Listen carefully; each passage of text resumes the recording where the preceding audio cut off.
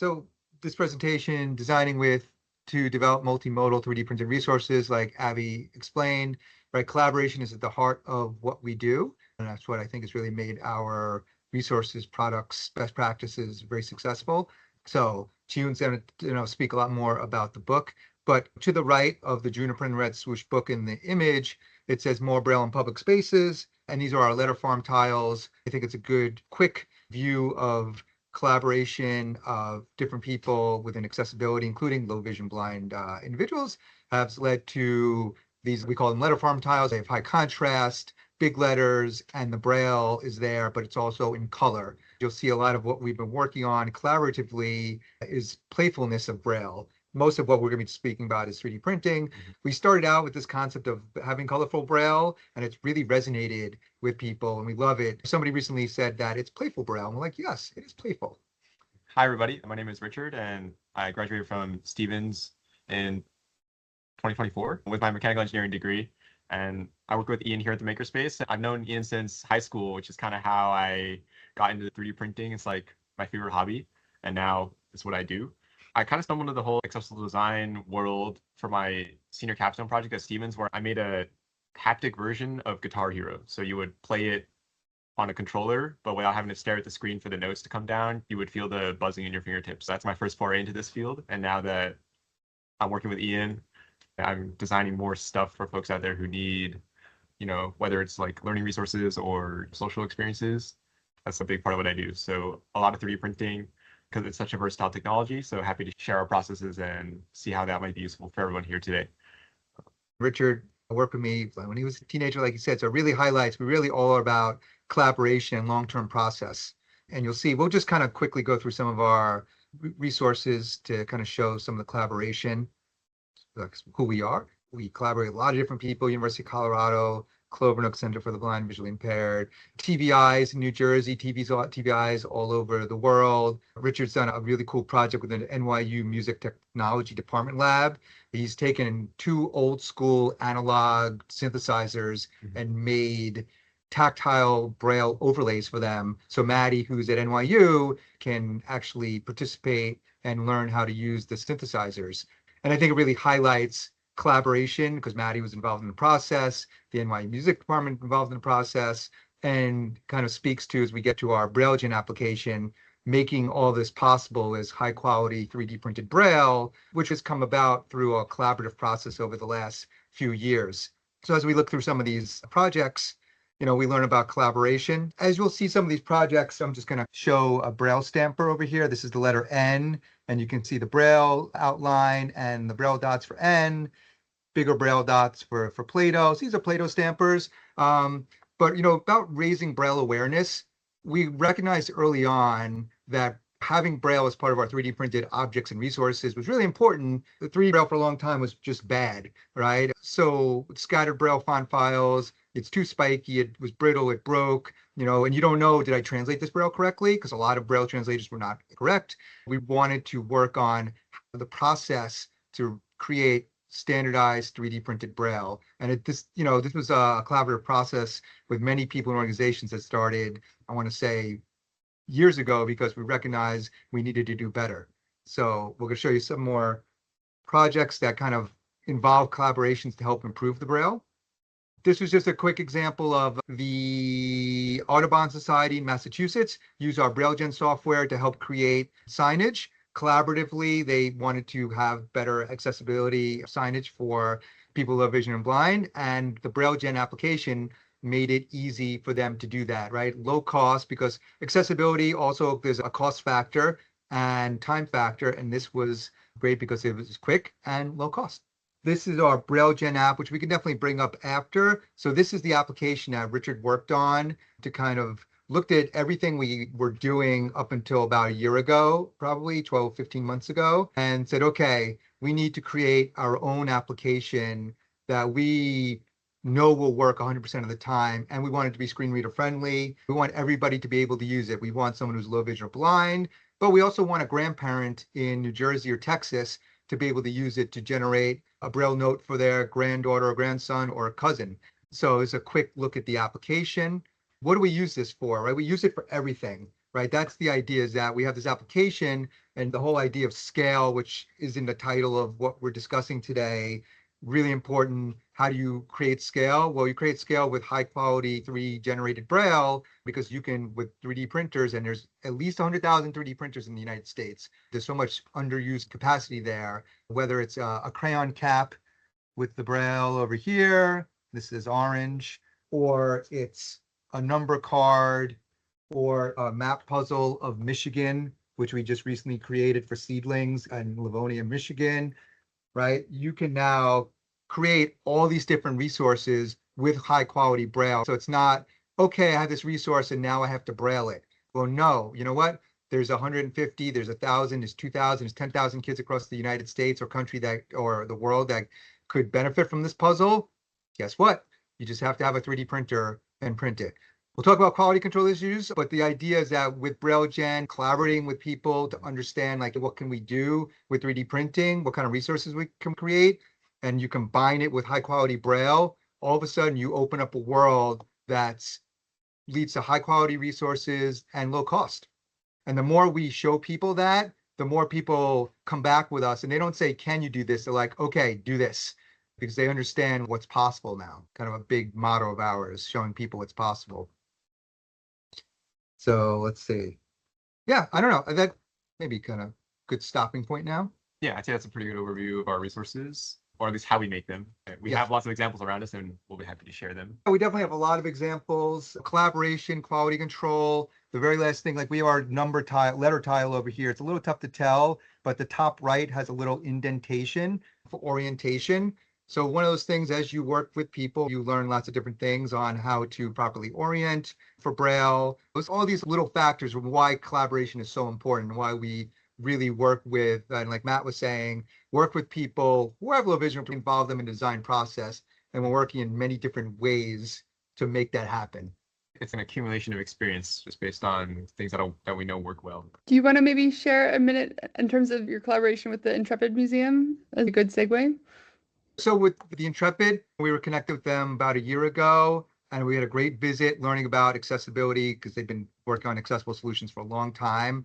We learned about things like durability, and they're very important, not just quality, but things need to be durable at a museum, especially a very popular museum. Recently, we've been discussing with Charlotte and her team how to make, our maker spaces more accessible, so we can have low vision blind students, teenagers especially, adults, work in the makerspace, so they're actually part of the design process. So we've been, brainstorming ideas, our best practices, because we have been working with some teens over low vision blind here directly in our space and also remotely.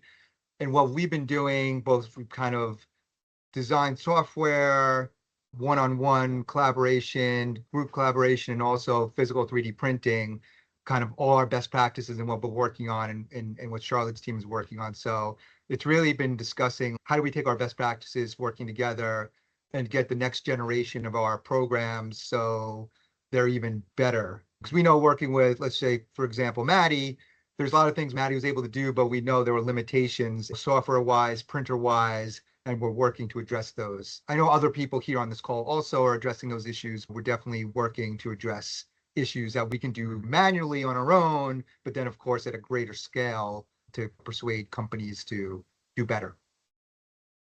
Mm-hmm. Yeah.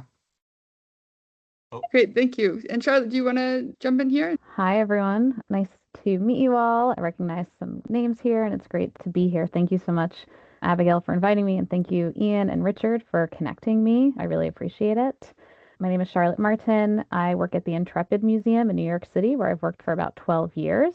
I just have a couple of slides, and I'll describe everything. As I mentioned, my name is Charlotte, and I work at the Intrepid Museum, where I have worked for 12 years. I'm currently the Director of Access Initiatives, and I am based in the Education Department of the museum, but I also work closely with our exhibitions team, our designers and fabricators and curators, visitor services, facilities, the whole gamut in this work, because, we do really see accessibility as the work of everybody. I like to say when I am meeting with other team members and departments that am on the Access team, but we are all the Access team. It's been really great to meet Ian and Richard, and also Chi-Hoon, who have a similar philosophy that they bring to the work they do in other spaces.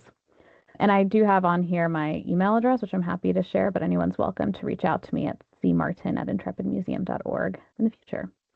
Just for a little context, I don't know how familiar everyone is with the Intrepid Museum. The Intrepid Museum is in New York City. It's different from other museums in the area because it is based on a former aircraft carrier. It's an aircraft carrier that served in the U.S. Navy from 1943 until 1974.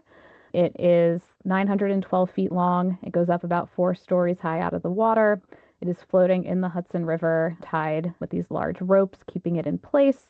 There is a small building where we have our box office, the Welcome Center, which is just behind the ship. Besides the box office and a cafe, everything is on the ship.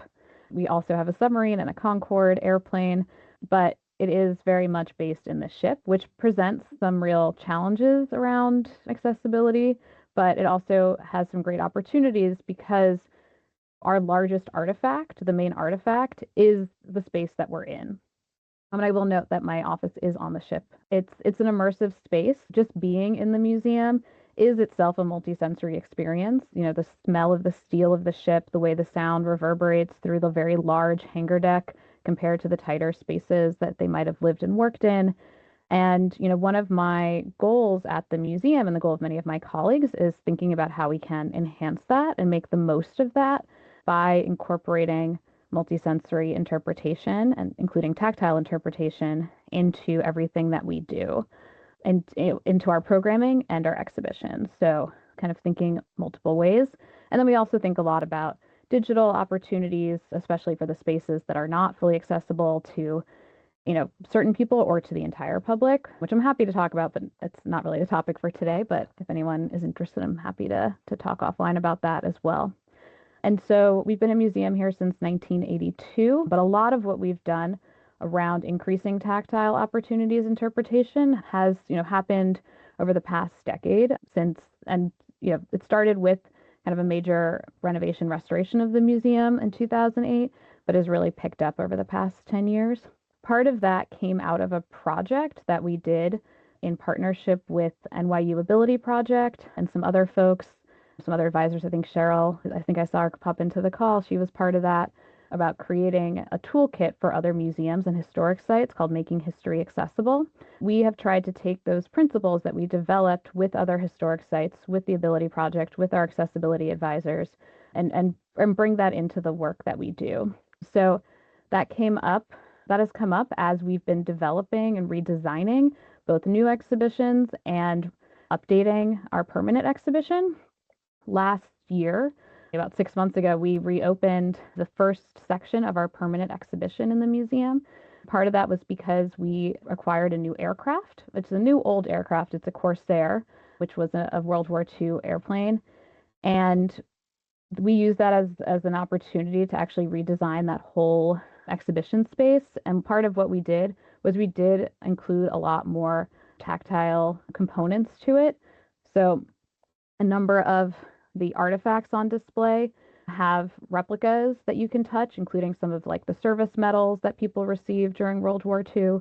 We have tactile replicas or models, like for our large ship propeller. We have a version from a smaller boat that is available for people to touch and feel in full 3D.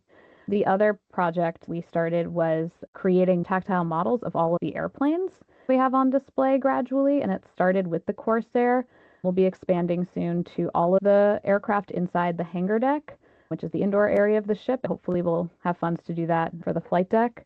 We redesigned the way that we create the labels for our aircraft. We kind of made them clearer, easier to read, and kind of a little bit tighter in the type of information we include. And then we also have these aluminum cast models. These were based off of models that our former curator created, and then we worked with an aluminum foundry to create the models. There was a lot of back and forth and trial and error in developing these, trying to figure out the amount of texture to have, thinking about the level of detail for some of the components, such as the propellers, which at the scale would be very sharp if someone were touching them. So we had to back them with plastic to make sure that no one hurt themselves. We're thinking about the safety of the objects, but also the safety of our visitors. On the labels pictured here, and I'll zoom in on the next slide, we always have a hand icon to show that this is something you can touch. We're trying to be clearer about things that people can touch versus not touch.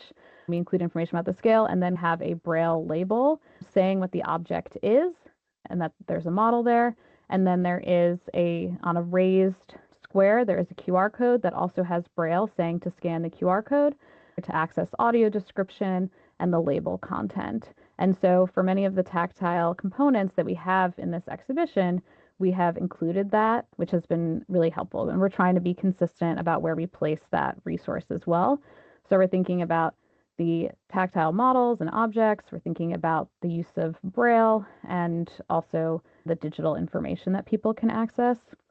As we think about the future, we are in the process of very slowly opening up a section of the museum that's never been open to the public. That includes, it's on what we call second deck, and that includes the ship's historic sick bay or hospital, the post office, and the barber shop. And so this will be in the next few years, but we are again working with NYU Ability Project, some of their students, our own fabricators, and a number of accessibility advisors to help us develop interactives that are accessible for a wide variety of visitors. And so that includes tactile components. It includes figuring out how best to incorporate information through text, through Braille, through digital resources. And so we recently did a round of user testing based off of prototypes developed by the students and further built out by our fabrication team. We'll be doing additional rounds of prototyping. We had built a structure that we could roll in and out of one of our education spaces that had some of the things to touch. So it included a tactile version of an X-ray that was taken on the ship during its service, as well as some of the tests people would do when entering the Navy, which includes an auditory hearing test, color vision tests, psychological testing, movement testing, range of motion tests, and some others. We're excited to get that evaluation report to determine our next steps for that. And that's something we're trying to do more and more of as we restore spaces, as we update our permanent exhibitions. Ian and Richard mentioned, we are also looking at ways of making our internship programs at the museum more inclusive of teens who are blind potentially in those programs to do some co-design projects of their own for the museum. We're in the early planning stages, and Richard and Ian have been a great resource for that as well. Looking forward to answering questions. And I'll say one of my hopes for the future is that, we across museums will come up with kind of some flexible standards for how we do this so that when visitors come to the museum, they know exactly where to find that information, where they can get the tactiles, where they can find the QR codes for more information, how the Braille is presented. And so it's great knowing that we have Ian and Richard here developing these 3D printing resources that we might be able to implement as well. Thank you.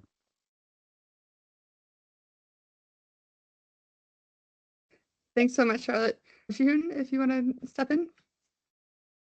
Sure. Thank you so much, Charlotte and Ian and Richard. My name is Chi-Hoon Kim. I'm a tactile literacy advocate, but by training, I'm a food anthropologist. I delved into this arena because my daughter, Juniper, who's now 10, was born blind. So I went all in and started teaching her Braille and doing all these adaptations so that she can have similar experiences as her sighted peers. And we've been very strong advocates for Braille literacy, tactile literacy, and access and inclusion. We live in Lower Manhattan, New York City. Juniper is a very creative little girl. So she has always been kind of the idea generator. She decided that she wanted to write a book about the abacus because it was her favorite adapted math tool when she was 7. So we connected with Ian and Richard at Mountain Lakes Public Library Makerspace, who was able to really push our project forward and have it published in a multimodal form. So we have Braille, large print, audio narration, and a 3D printed abacus that Richard and some other engineers helped design. So the book has a corn theme, so it's yellow because it represents corn kernels. Richard was able to embrace this collaborative co-design process with with Juniper because her request was, I want an abacus where I can click in the numbers and then the numbers will set and it won't go anywhere because the adaptive one she was using, the beads don't stay in place. We developed this book project and launched it, and it was quite amazing because our whole mission is to mainstream Braille, take Braille out of the kind of, silo of sorts and put it mainstream in museums, bookstores, schools, libraries, and public spaces as much as possible with the fun and playful, colorful Braille or dynamic resources where it's interactive. People are invited to come and explore. We're trying to make Braille cool as, as kind of cheesy that sounds. We're trying to kind of get it top of mind of people or spark curiosity with children saying, oh, I want to learn Braille. How do I get, Braille resources? Even if you're sighted, we're trying to make sure that people continue to embrace Braille as a literacy medium and something that should be celebrated. We decided while we were working on the book project that our collaborators with Mountain Lakes Public Library Makerspace and Clover Nook Center for the Blind and Visually Impaired, who are producing the book for us, we all had this amazing synergy because we all believed that there was this potential to really kind of mainstream Braille. And I know Braille's been around for more than 200 years, and there's a lot of interest and research behind it, but it seems like we're coming together around this idea that we maybe can push it a little bit over that little hump and make it as mainstream as possible and kind of, accessible, not only to blind people and low vision, but also just mainstream. Because when I was teaching Juniper Braille, many people said, oh, she doesn't need Braille because she's partially sighted, or it's too hard for her, so she shouldn't learn it. There's a lot of objections, and a lot of the resources were very expensive. Ian, Richard, and I have been collaborating the past year trying to increase very foundational Braille resources or tactile resources in an economically sustainable and also kind of just an accessible financially. And also Ian and Richard have an Etsy store, so something that you can really easily order and with 1-2 clicks and then it's kind of at your door type situation, or else it just gets very, very difficult as parents, as caregivers, as educators. It's just hard to get the resources at quality and cost effective prices.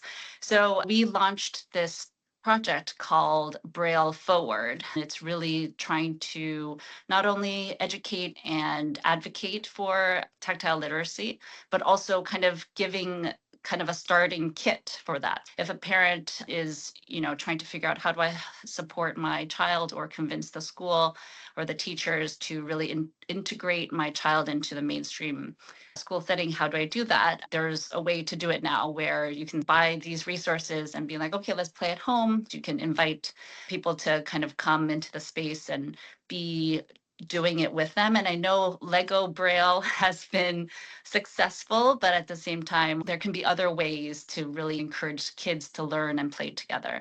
So for example, when Juniper and I do these types of outreach programs, many school-age children come up to us and say, can you please teach me Braille? How do I learn? So we decided to have our own Braille club in New York City.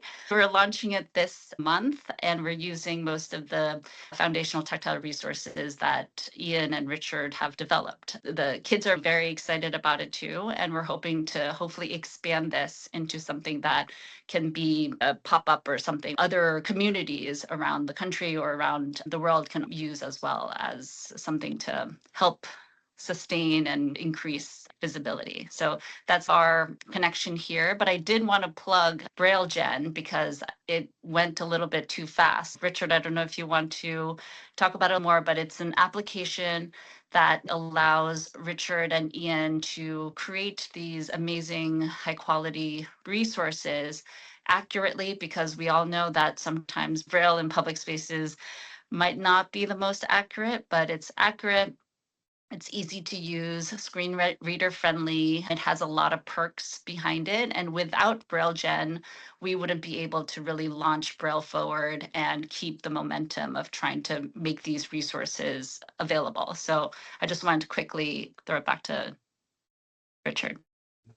Yeah, I guess it is kind of understand because I use it so often I don't really think about it anymore. It's just that easy for me to put it on stuff. And I think that's what really makes a lot of this work because 3D printing is such a versatile technology. You don't have to just print, as long as you can design it, you can print it most of the time. I ended up finding out that I can iterate the design so quickly, but what was slowing me down was having to reapply the Braille every time. That was what was slowing me down. I realized, if I'm going to make this work, if I got to get this stuff out there, and it has to be good, of course, I'm not going to put something out that's not good. I need something that can help me develop these things quicker, kind of keep up with that pace of this back and forth. And because that's where I find out about all the features people need for their resources, the high contrast, the raised features, what height it is, where they want the Braille, make sure the Braille's not too close to other stuff, things like that. So with BrailleGen, since I use the open source LibLouis translation tables, I personally only recognize a few Braille characters. I cannot read Braille, and I think that's almost like a benefit for me because I don't have to think about that part. It's kind of cool that I can just apply this stuff on, make it work for somebody else, but not that it doesn't have to consume most of my design process. I have to focus on other things to make it high quality and durable and all the other things that go with an industrial design sort of workflow. The scalability of what BrailleGen provides, now you don't have to worry about, did I translate the Braille correctly, uncontracted or contracted? It even works in different languages. It really provides the way to scale the design process and create whatever you want much quicker. Sometimes people ask, how long will that take to create? And now something like, I'm just going to showcase our letter farm and the new frame. These are our Braille low vision letter tiles, and they're directly connected to the frame, although you can remove them easily. We also have 6, 7 over there for all our kids out there. But to create more letters, numbers, symbols, it's so powerful. It can generate the files in an automated fashion so quickly. Mm-hmm. Previously, we would have to say, okay, now we have to do A, now we have to do B, now we have to do C, and now... Yes, I could just type it in as plain text. And it just goes. Which is great. And then from there, I can take it and put it, you can print it straight up just as like a label, so you can write notes, of course. But then you can also apply it to the bigger stuff like a map or a puzzle or a Play-Doh stamper, things like that. Especially things like the stampers and the tiles, since they're the same base shape, it's very easy to programmatically go through and do them. Well, that's not part of the base version of BrailleGen. That just spits out tiles. Since you have this programmatic base, it programmatically generates the Braille cells and all the dots in there. From there, it's easy to have a program do it instead of me having to do A, B, C, D, E, F, G over and over again. Yeah, because that was the real bottleneck. Yeah, it just made it a lot slower and just unfeasible to make these things quickly and at the pace where I can actually iterate it to a point where it was good, because I would be stuck with the Braille. We should definitely talk about the quality control aspect of the 3D printed Braille. We have had seasoned tactile readers test the Braille and definitely like it. There's, not to get too technical, but if you print Braille horizontal, it prints very good. If you print it vertically, it's excellent all the time. Well, a lot of times we want the horizontal print because we want color change.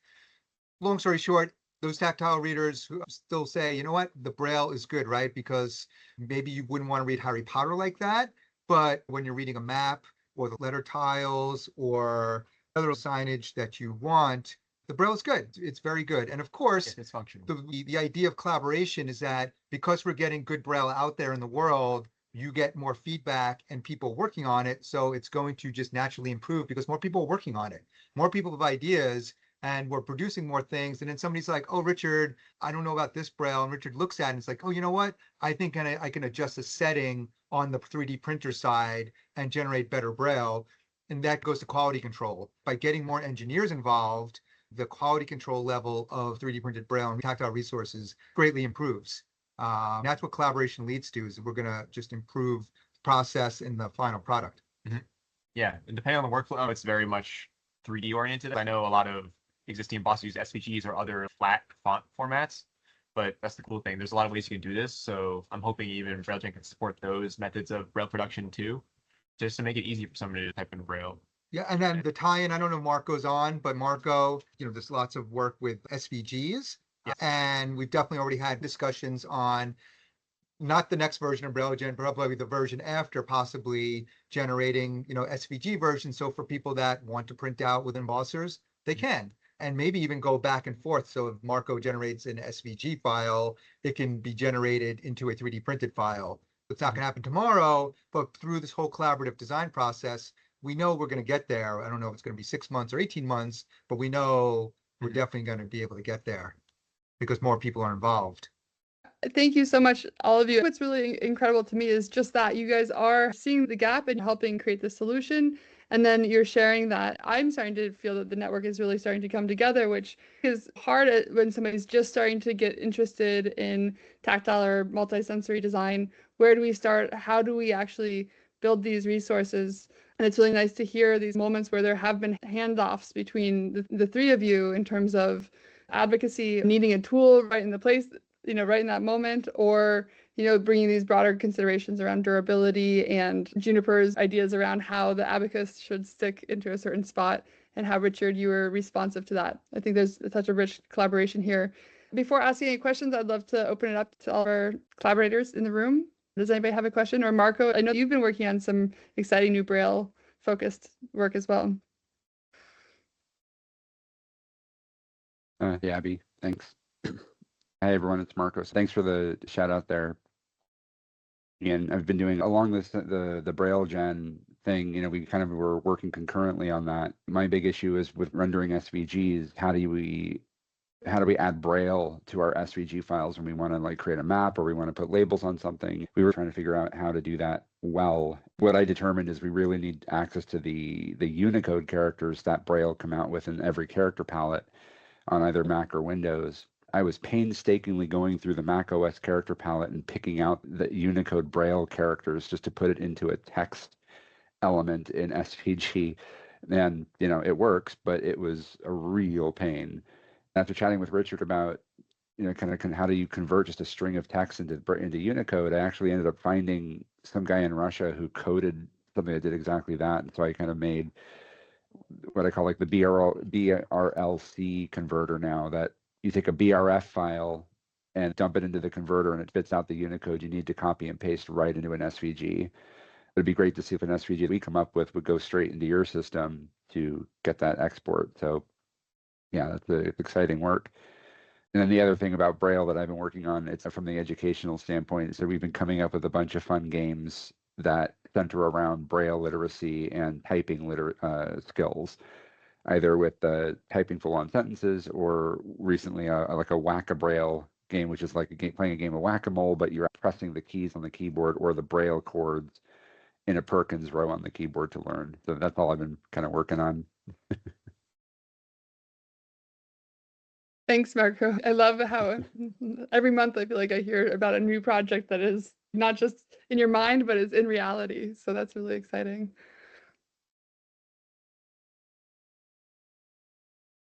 Any other questions that come to mind?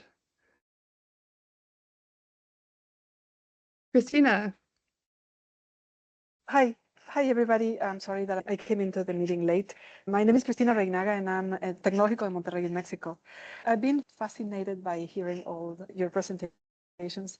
I really appreciate all the work that you have shared. Regarding collaborations, if I am understanding well, for this thing about the Braille printing and all that, can I share my screen, Abby? Yeah. I don't know. I would like to show you something. Let me see. I don't know if I'm going to be able to. Can you see the circle, the triangle, and the square here? Yes. Okay, I have my students working. I have a group called EduMakers, a social service project. I'm in a university where we can have this work. And my students last year, they actually did a program so anybody can print from regular letters into Braille, obtain an STL file. But not only that, I mean, that's something I have seen more often, but they also figure out how to add to a previously designed STL file that they can, I don't know, download from Thingiverse and add it Braille and add the Braille to it. These are very simple examples. It's a circle, a triangle, and a square. And the app allows to print Braille and also letters. I'm going to go a little bit further. This is a paper they are going to be presenting at a conference here in Monterrey, and this will be published. I can share it with you, or we can talk about it because I'm not the programmer. My students are the ones, and it was very interesting the way one of them that is actually study physics actually did the programming, so it can be adapted to even figures that are not flat, they can print on something that has a round shape or any other shape. These are the regular labels that will come either with regular letters, black and white, or just Braille, or together. The app allows you to choose whether you want one, the second, or both. This one was just downloaded from somewhere, and then they just put the Braille on it, and that could happen also in other figures like this one. So I don't know if this is something that could be helpful and maybe it can be adjusted. I mean, we haven't done proofs or massive testing. It would be lovely if we can have my students talk to you because, as I said, I'm not a programmer. I'm just the head of the project. I'm going to stop sharing. You know, my students are the ones who do everything. I'll be very happy if they could have a conversation, have some feedback. Maybe there are some things they can improve. They are going to present in a meeting, and that's a very new experience for them, and they're very happy about it. Yeah, looks great. Thank you for sharing, Christina. I think putting Braille on round stuff is actually it's a lot more challenging than just a flat label. So that's actually very interesting. I would be interested in learning more about it. No problem. You know, with consideration of there being more and more efforts trying to resolve some of these issues, I'm wondering for the group what the Tactile Media Alliance might do to either further facilitate these kinds of collaborations, or, you know, how can we support you in sharing kind of the lessons learned or the network that you're building for each of these projects. I'm curious if you have any insights or desires that you want to share that all of us could step into action with in terms of also sharing Braille. Out the word more, I don't know. It's just the ability to, I think, share best practices. Obviously, you know, website information is good to have. These types of talks are great to have. I think it's good to keep kind of putting in many different places and getting out in the world. Like Chi-Hoon said earlier, we really think it's very important to get Braille resources, tactile resources out mainstream, you know, not just in schools for kids who are blind, low vision, definitely for home, and even beyond that, just mainstream, getting Braille out into a cafe or a bookstore or a library. Really feel like the ability to do that is very important. So I guess whatever we can do to open up the real work that we're doing or the work that's happening in Mexico, like getting it outside of like our, you know, immediate areas where we're looking, okay, we're working with this, you know, School for the Blind in Jersey City. Well, that's great, but real changes will happen faster when more people know about the beauty of Braille and what Braille is. It's visible, right? Because Braille, a lot of times it's kind of like metal on metal, right? And, you know, it's not really visible. It's in an elevator or a men's room, women's room, right? It's more than that, right? So anything we can do to get it out in the world more is good, more in the mainstream world. So yeah, definitely feel free to download BrailleGen, poke at it, let me know if something breaks for you. It is something that I'm still actively working on, so I'm always looking to hear feedback for that. Currently, BrailleGen only works on Windows. Unfortunately, I can program a little bit, but I am just a mechanical engineer, so he's kidding. He's Richard. So we are working on, I say we, I mean Richard, on the web version of BrailleGen, because again, for accessibility, you know what? It comes, Windows is accessible for some, like, but some people have Macs and love Macs, you know, and won't get rid of their Macs, which I understand. And then there's Linux. Well, we need a web version, so that will make it even more accessible. So the web version is officially started. I've been looking into it, and I think it's the best way to overcome the operating system divide. You won't have to download installation, right? Because that's not necessarily the most accessible thing for people to do. We really want, right, for BrailleGen or all these resources, we want as much as possible, like anyone to really be able to use it. Right, without a lot of explanation or instruction or, so you don't necessarily have to be 3D printed, but because there's so many 3D printers in the world, like you just kind of have to know like what to do, get the file, and then the next step would be sharing all the 3D printers in the world that you can access, mostly probably for low cost or even free. To local makerspaces or things like, or places like that. Yes. Yeah.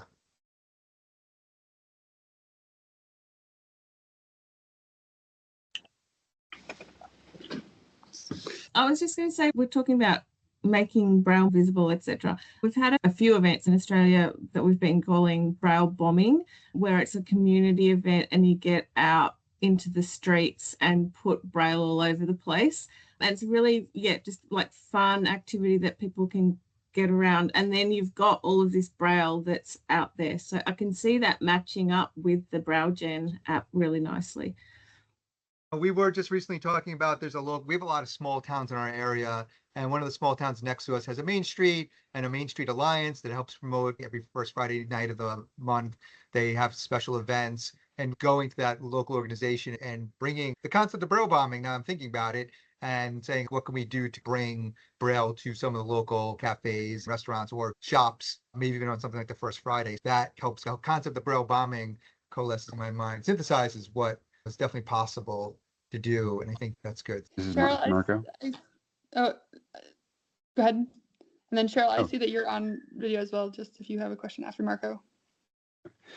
I just wanted to comment on that. That Braille bombing thing sounds hilarious. We actually do something similar to that called Braille graffiti, where we try to find common spaces where people would put their hands, and that's where we put Braille, or Braille that you wouldn't expect to find. Like at CSUN, I think we've done some Braille labels that are placed underneath the tables, like on the bottom surfaces of the tables. You just kind of happen to brush against it and you find Braille in the wild, or doorknobs or things like Wow. that. But I love the concept of getting a group together and just going nuts with a Braille label or somewhere. I like that. That's very feasible. Yeah. I like that. Oh, this is good. Thank you for Yeah. doing that, Marco. That's really cool. And for the Tactile Media Alliance, Abby, and obviously for Braille Forward too, like what we can do to reach out to the accessibility world, because there's still a lot more work that needs to be done just within accessibility professionals to know about all these resources and best practices and collaborate more, but somehow reaching just outside. Like Charlotte was saying, you work in the museum, you're not in the accessibility department, but you make sure everyone in the museum knows about accessibility, even though they're not in the accessibility department. Kind of like that next level or layer, I really think is very important to reach out with our websites, Substacks, and social media. Yeah, show people what can be done. That's great. Thank you. Mhm. Well, unless there's any other questions, I think that's a high note to be ending on in terms of let's go out and Braille bomb. Let's go out and Braille graffiti and Braille Forward. I love this conversation and look forward to our next month's talk. It will be back on the first Thursday. If anybody in the room wants to sign up for a slot to speak, it would be great to have many of you give a talk. Please reach out to me, or if you know of other people who may be interested, let them know about the Tactile Media Alliance as we continue to grow. Thank you. Thank you all. Thanks, Thank everyone. you. Thanks, everyone. Great. Thanks all. Have a great Hey, Leona. rest of the week and think about the day. Thank you. Oh, so Bye. I see a lot of names now that I know. Bye. Bye, everyone. Happy New Thank Year. you. Wonderful.